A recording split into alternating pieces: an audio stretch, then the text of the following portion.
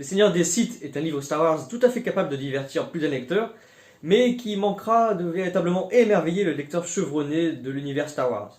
Tout au long du livre, Paul S. Kemp, qui avait proposé un superbe récit avec complot à l'époque de l'Ancienne République, semble ici limité par les possibilités d'action d'un scénario situé entre les épisodes 3 et 4. Ce qui manque, c'est un véritable enjeu majeur que le livre enclencherait ou décrirait. Malheureusement, ça se concentre beaucoup trop sur une seule mission, un seul événement, et donc sur une fraction de temps finalement assez réduite. Et bien que les actions des rebelles s'avèrent impressionnantes, comme celles de Vador ou de Palpatine d'ailleurs, aucune d'elles n'ajoute ou ne développe quoi que ce soit à l'univers Star Wars. Et c'est bien là tout le problème. La relation Vador et Palpatine est très bien travaillée, en particulier sur le jeu mental auquel ils s'apprêtent depuis le début de leur relation en tant que maître et apprenti.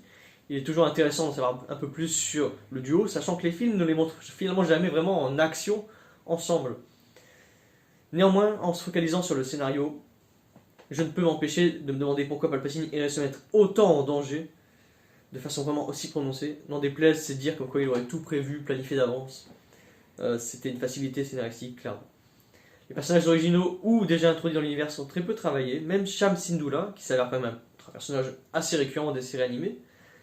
Difficile de vraiment gagner en empathie pour les uns et pour les autres, personnages principaux ou secondaires. Malheureusement, Kemp se concentre essentiellement sur eux plutôt que sur Vador et Palpatine, ce qui en devient presque un peu long, n'ayant finalement que peu d'attrait pour ceux-ci, n'étant pas assez développé. En termes d'action, j'ai très apprécié la première partie du livre qui se concentre sur les rebelles s'infiltrant dans un destroyer stellaire, et particulièrement l'intervention de Vador justement. La partie contre les animaux sauvages vers la fin dure beaucoup trop longtemps à mon goût. Cette fin justement est prévisible, trop vite expédiée. La dernière phrase veut finalement tout dire, je vous la cite. C'est Palpatine qui parle, il dit « Fort bien mon vieil ami », dit Dark Sidious en se frottant les mains, comme pour les débarrasser de la poussière. Et maintenant, occupons-nous d'affaires plus importantes. Voilà, dommage qu'il aura fallu lire 381 pages pour s'en rendre compte. On pourrait presque considérer ce livre comme un épisode filler de Star Wars Rebels. Il est très bien écrit, et le scénario est construit de façon tout à fait cohérente, mais ça se concentre beaucoup trop sur la tactique, sur la description de ce qui se passe, plutôt que sur les développements des personnages. Il n'y a aucun enjeu, aucun impact, ça reste tout de même une bonne lecture, 3 étoiles sur 5 je dirais. J'ai quelques citations que j'ai gardées en note. Il voulait être cette étincelle qui déclencherait un incendie embrasant la galaxie. Ça c'est Sham Syndulla qui parle. Me mettez-vous à l'épreuve, maître? Une épreuve? Est-ce ainsi que vous percevez la situation? Suis-je dans le vrai?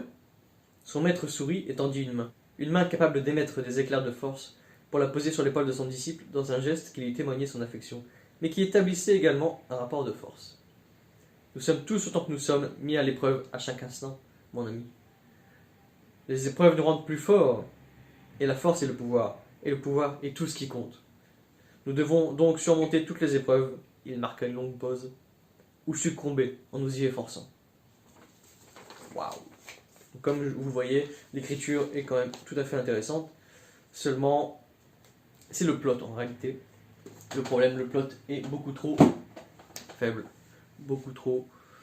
Et c'est là aussi l'inconvénient de vouloir jouer sur ce qui se passe entre les épisodes, c'est qu'on ne peut pas raconter d'événements majeurs, c'est évident. Sinon, en ce moment, je suis en train de lire Star Wars, le livre des Sith, de Daniel Wallace. J'avais Star Wars, le manuel du Jedi, qui était tout à fait intéressant, et celui-ci, il est tout autant, pour ne pas dire même un peu plus.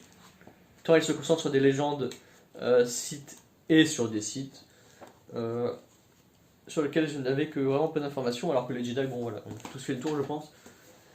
C'est tout à fait intéressant. J'ai aussi à lire le tout nouveau Star Wars, La Lumière des Jedi, de Charles Soule. C'est la Haute République, c'est cette nouvelle période que Disney a décidé de travailler. Et j'ai aussi de Cluj Agré, la seule et l'unique, Star Wars Leia, princesse d'Alderaan, où elle a 16 ans je crois dans cet épisode.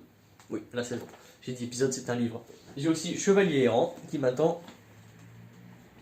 C'est un peu après l'Ancienne République, 1000 ans avant Luke Skywalker, une génération avant Darth Bane. Je vous en dis un peu plus dans une prochaine vidéo. En attendant, lisez bien.